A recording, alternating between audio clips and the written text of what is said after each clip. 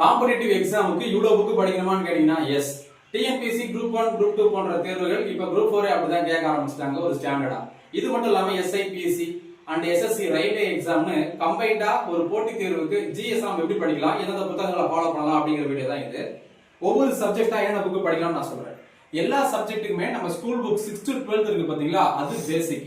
நீங்க NCERT book படிக்கிறதா இருந்தா தாராளமா 6 to 12 படிக்கலாம், அது உங்க விருப்பம் தான். அதுதான் பேசிக். அதை தாண்டி என்னென்ன படிக்கணும்ன்றத நான் சொல்ல போறேன். ஹிஸ்டரியை பொறுத்தவரையில நான் ஃபாலோ பண்றது இந்த சிந்து முதல் பிளாசி வரை என்ற Venkatesan sir book Tamil medium, இங்கிலீஷ்ல பூனம் தலால் தகியா. இதே போல ஐஎன்எம் பொறுத்தவரையில நம்ம brief history of modern India spectrum publication book இங்கிலீஷ்ல, தமிழ்ல நம்ம வெங்கடேசன் சாரோட புத்தகம்.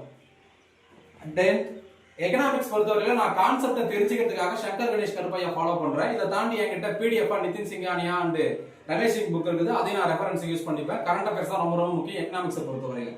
பாலிட்டியை பொறுத்தவரையில பாலிட்டியோட பைபிள் லட்சுமிகாந்த் தான். எந்த சோர்ஸ் நிறைய புத்தகங்கள் வச்சிருந்தா கூட இதை மட்டும் தான் நான் வந்து ஃபாலோ பண்றது. அதை கம்பேர் பண்ணியும் அதுல இருந்து எடுத்து நான் கிளாஸஸ் எடுத்து தான் இருக்கிறேன். But one and only source Laxmikanth. எல்லாத்துக்கூடயும் கரண்ட் அஃபேர்ஸ் சேர்த்து நம்ம படிச்சுக்கணும். ஜாகிரபியை பொறுத்தவரையில ஸ்கூல் புக்ஸ் என்சிஆர்டி தாண்டி நம்ம படிக்க வேண்டிய விஷயம் நம்ம மஜித் ஹுசைன், இதை நான் ஃபாலோ பண்றேன். இங்கிலீஷ்ல மட்டும் தான் இருக்கு, தமிழ்ல கிடையாது. லட்சுமிகாந்த் இங்கிலீஷ்ல தான் இருக்குது, தமிழ்ல கிடையாது. நம்ம ஸ்கூல் புக்ஸ்ல ஒரு ஸ்பெஷல் புக்ஸ் நம்ம என்ன சொல்லலாம், அந்த 11th and 12th இருக்கக்கூடிய எத்திக்ஸ் புக் சொல்லலாம், தமிழ்ல மட்டும் தான் இருக்கும். அறிவியலும் இந்திய பண்பாடும் அப்படிங்கிற புத்தகம். அடுத்ததாக இப்ப இருக்கக்கூடிய யூனிட் நம்பர் 6 தமிழ்நாடு வரலாறுக்கு பழைய புத்தகம். இது வந்து பாத்தீங்கன்னா நம்ம கிரீன் கார்டு புக்னு சொல்லுவாங்க. தமிழ்நாடு வரலாறு நம்ம வெங்கடேசன் சார் புக்.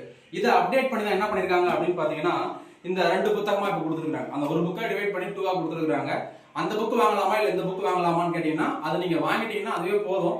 இதுல எக்ஸ்ட்ரா சில இன்ஃபர்மேஷன் கொடுத்துருக்காங்க, தேவைப்பட்ட நம்ம நோட்ஸா எடுத்து கொடுத்துக்கலாம். இல்ல அப்படின்னா புதுசா இந்த புக்கே வாங்கினாலும் வாங்கிக்கலாம். அதுக்கு பேர 2 புக்கையும் வாங்கிக்கலாம். சோ இதுதான் என்டையரா. இதை தாண்டி நீங்க டிஎன்பிஎஸ்சி படிக்கிறீங்கன்னா யூனிட் நம்பர் 5 இருக்கு பாத்தீங்களா, அதாவது தமிழ்நாடு வளர்ச்சி நிர்வாகம்.